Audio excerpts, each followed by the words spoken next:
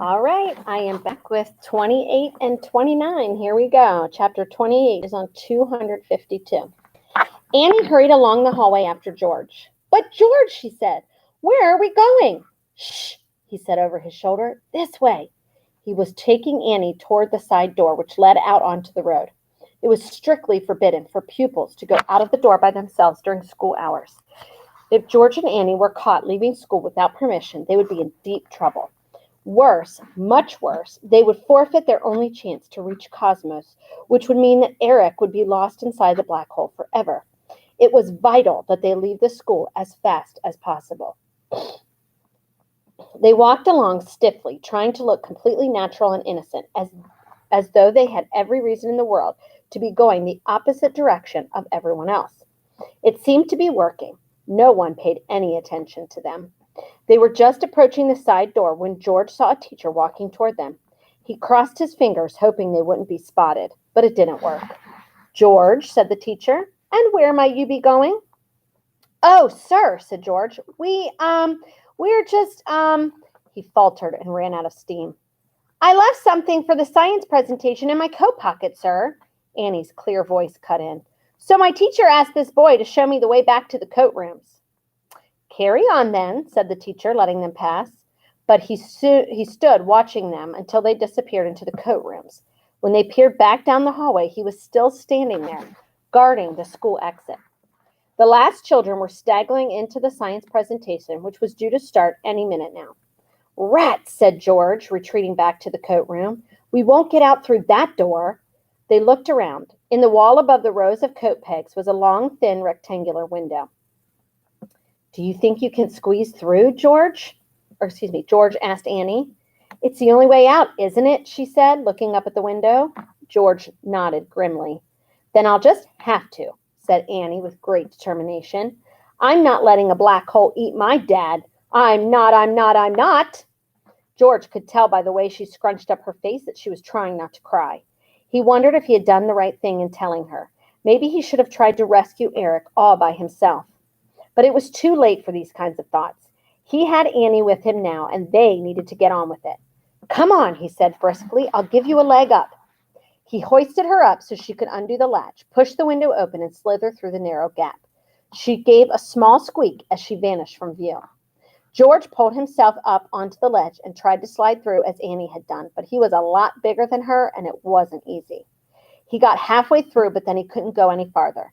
He was stuck. One side of him was dangling out of the window over the street outside his school. The other was still in the coat room. George! Annie reached up and grabbed his foot. Don't pull, he said, gently easing himself through the gap, sucking in his breath as much as he could. With another wiggle, he pulled himself free of the tight frame and landed in a crumpled heap on the pavement. He staggered to his feet and grabbed Annie's hand. Run, he panted. We've got to get out of sight. They sped around the corner and stopped so that George could catch his breath. Annie, he started to say, but she waved him to be quiet. She got out her cell phone and was making a call. Mom, she said urgently on the phone. It's an emergency. No, I'm fine. It's not me. Yes, I'm at the school where you dropped me this morning, but I've got to. No, Mom, I haven't done anything. Mom, listen, please. Something's happened to Dad, something awful, and we've got to rescue him. He's gone into outer space and got lost, and we have to get him back. Can you come and pick us up? I'm with my friend George, and we're just near his school. Quickly, Mom, quickly, hurry. We haven't got long. Okay, bye. What did your mom say? Asked George. She said, when will your father learn to stop doing silly things and behave like an adult? What does she mean by that? Said George, perplexed. I don't know, said Annie. Grown-ups have funny ideas. Is she coming? Yes, she won't be long. She's coming in her Mini. Sure enough, just a few minutes later, a little red car with white stripes pulled up next to them. A sweet-faced lady with long brown hair wound down the window and stuck out her head. Well, whatever's next, she said cheerfully. Your father and his adventures, I don't know. And what are we going to do with you two going... And what are you two doing out of school? George, this is my mom. Mom, this is George, said Annie, ignoring her mother's question and wrenching open the passenger door. She held the front seat forward so that George could climb in. You can go in the back, she told him. Be careful. Don't break anything. The back seat was covered in recorders, cymbals, triangles, mini harps, and string drums. "Sorry, George," said Annie's mom as he clambered in. "I'm a music teacher. That's why I have so many instruments." "A music teacher?" echoed George in surprise. "Yes," said Annie's mom. "What did Annie tell you I was? President of the United States?" "No," said George, catching her eye in the rearview mirror. "She said you were a dancer in Moscow." "That's enough talking about me." "As though I wasn't here," said Annie, putting on her seatbelt. "Mom, drive the car. We need to rescue Dad. It's really important." Annie's mom just sat there with the engine off. "Don't panic, Annie," she said mildly. "Your father's been in all sorts of difficult situations before. I'm sure he's going to be fine. After all, Cosmos wouldn't let anything terrible happen to him. I think you two should go back to school and we won't say any more about it." That's the thing," said George, who wasn't quite sure what to call Annie's mom. "Eric hasn't got Cosmos. He's been stolen. Eric's in outer space all by himself, and he's near a black hole." "By himself?" repeated Annie's mom. She suddenly turned quite pale. "No Cosmos? But then he can't get back. And a black hole?" "Mom, I keep telling you that this is an emergency," pleaded Annie. "Now do you believe me?" "Oh, my goodness gracious me. Fasten your seatbelt, George," exclaimed Annie's mom, starting the car, "and tell me where I need to go." George gave her Dr. Reaper's address, and she put her foot down on the accelerator so hard that the little car shot forward with a great lurch. As the red Mini zoomed through the heavy traffic towards Reaper's house, George explained as best he could what had happened over the past 24 hours. While the little car wove through the traffic across town, cutting in and out, much to the annoyance of people in bigger cars, he told Annie and her mom, who asked him to call her Susan, all about going to see Eric yesterday to ask for help with his science presentation. He told them about the mysterious note that he hadn't trusted, and about Eric leaping through the portal into outer space and having to follow him, and how both of them had gotten stuck toward an invisible force, and how the doorway appeared to save them. It was too faint, and only George had managed to get through.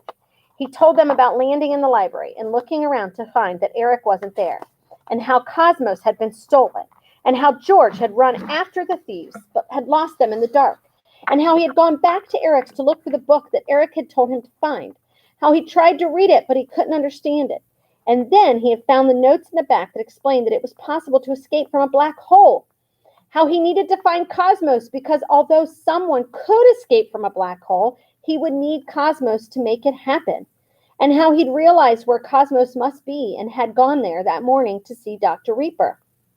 "Reaper? You mean Graham Reaper?" Susan interrupted as she swerved the little car around a corner. "Yes," replied George, "Reaper. He's my teacher. Do you know him?" "I did once, a long time ago," said Susan in a dark voice. "I always told Eric that he shouldn't trust Graham, but he wouldn't listen. Eric always thought the best of people, until—" She trailed off. "Until what?" piped up Annie. "Until what, Mom?" "Until something terrible happened," said Susan, her mouth set in a grim line. "Something none of us has forgotten." "None of who?" said Annie, gasping with excitement at the prospect of a thrilling family story she hadn't heard before. But she didn't get to find out, because right then her mom turned into Reaper's driveway and parked the car in front of his house. Chapter 29, page 262. It wasn't easy to break into Reaper's house, even though the place was old, scruffy, and unloved. Reaper had locked every single window and door. They went around the house trying everywhere, but nothing would budge. When they reached the window of the room where George had seen Cosmos only that morning, it looked like the great computer was no longer there. "But I saw him," protested George, "in that room." Annie and Susan looked at each other. Susan bit her lip and tried to hide her disappointment. A fat tear snaked down Annie's cheek. "If we can't find Cosmos," she whispered. "Hang on a minute," exclaimed Susan. "Shh, you two, listen." They all strained their ears as hard as they could. From somewhere inside the room, they heard the faint, tiny mechanical sounds of someone singing. "Hey, diddle, diddle, the cat and the fiddle, the cow jumped over the moon." Although technically that would not be possible without a spacesuit because the cow would freeze, the voice added. "It's Cosmos!" cried George. "He's singing so that we know where to find him." "But how are we going to get to him?" Wait here, said Susan mysteriously. She vanished off around the corner, but a few minutes later appeared in the room where Cosmos was singing. She opened the ground floor window very wide so that Annie and George could climb through. How did you do that? Asked George in wonder. I should have thought of it before, said Susan. Graham had left his spare key under a flower pot by the front door. It's what he always used to do. So I let myself in. Meanwhile, Annie had followed the sound of brave Cosmos' singing and was rooting around in the big cupboard. She pulled out a cardboard box full of old blankets, threw them out, and up at the bottom found Cosmos himself. Unfolding his screen, she covered it in kisses. Cosmos, Cosmos, Cosmos, she squealed. We found you. Are you all right? Can you rescue my dad? Please plug me in, gasped Cosmos, who was a bit the worse for wear. At Eric's house, he had been in sleek silver and shiny, a glossy, well-looked-after computer. Now he was scratched and battered with marks and smudges all over him. I'm exhausted. My batteries are nearly dead. George looked at the spot where he had seen Cosmos earlier that day, and sure enough, there was the computer's cable. He attached Cosmos to the cable and heard him take a big, thirsty gulps as though he were drinking down a huge glass of cold water. That's better, sighed Cosmos. Now, would someone like to tell me what the microchip is going on around here? Eric's fallen into a black hole, George told him, and we need you to get him out, pleaded Annie. Dear Cosmos, please say you know how. Cosmos made a whirling noise. I'm checking my disks for information, he said. I'm searching for files on how to rescue someone from a black hole. Please wait. He made more whirring sounds and stopped and went silent. Well, said Annie, sounding worried. Can you? No, said Cosmos reluctantly. Those search terms have produced zero information. You don't know how? But Cosmos, that means... Annie couldn't finish the sentence. She threw her arms around her mom and started to cry. No one has provided me with information about escaping black holes, explained Cosmos apologetically. I only know how to get into a black hole, not how to get out again. I am not sure it is possible. Eric would have told me if he knew. I'm accessing my archive on black holes, gravity, and mass, but I fear none of those files holds the data I need. His drives whirled again, but then he felt silent. Unusual for Cosmos, lost for words. So Eric's lost, said Annie's mom, wiping her eyes. He told me a long time ago that nothing can come out of a black hole once it's fallen in. No, said George, that's not right. I mean, Eric's changed his mind about black holes. That's what he says in the notes he wrote for Annie and me. What notes? Asked Cosmos. The ones I found in the back of his new book. What did the notes say? Searching in his bag, George tried to remember Eric's exact words. Eric wrote that black holes are not eternal, he said. They somehow spit out everything that falls in and takes a long time. Radiate or something. Radiation, corrected Cosmos. Do you have the book? Maybe I can download the information from it and work something out. Yeah, radiation, that's it. George had found Eric's big book on black holes and handed it over to Annie. But Cosmos, we've got to be quick. As soon as Grieper sees I'm not at school to give my talk, he'll come right back here. We'd be a lot quicker if Eric had bothered to update my system properly in the first place, Cosmos sniffed. Perhaps he meant to and forgot, said George. Typical, said Cosmos. Do you mind, said Annie angrily. Could we hurry up? Of course, said Cosmos, sounding serious again. Once I have the new information, I can start right away. Annie attached the book to my book port. As quickly as she could, Annie pulled out a clear plastic tray from Cosmos' side and adjusted it until it stood upright. She propped the book on it and pressed a button on the computer. Ready, she said. The humming noise of the computer grew louder and louder, and the pages of the book started to glow. Rebooting my memory files on black holes, said Cosmos. Finished. You were right, George. It is all in Eric's new book. I can do it. I can rescue Eric from a black hole. Then do it, George and Annie and her mom shouted in unison. Annie pressed the enter key on Cosmos' keyboard, and the portal window appeared in the middle of the room. On the other side of it was a very distorted view of somewhere in outer space. In the middle was a black patch. Well, guys, I have to go get you from specials, so you're going to have to finish reading these few pages on your own. I'm very, very sorry.